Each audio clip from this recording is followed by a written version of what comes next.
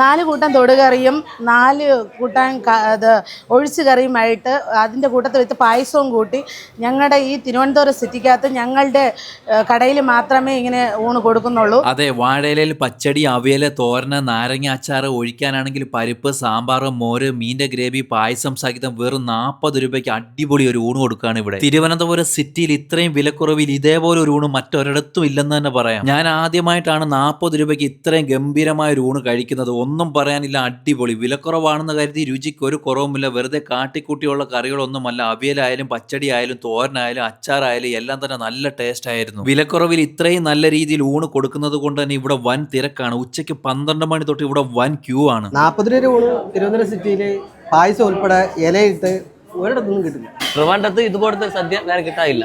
ഈ 40 രൂപയ്ക്ക്. അവസാനം ഈ സേമിയ പായസം കൂടി കുടിച്ചു കഴിയുമ്പോൾ ഒരു സദ്യ കഴിച്ച ഫീലാണ്. അപ്പൊ ഇതിന്റെ ലൊക്കേഷൻ വരുന്നത് തിരുവനന്തപുരത്ത് തിരുമലക്കടുത്ത് വേട്ടമുക്ക് പാർക്കിന്റെ ഓപ്പോസിറ്റ് ഉള്ള ഹംസത്ത് ഹോട്ടൽ.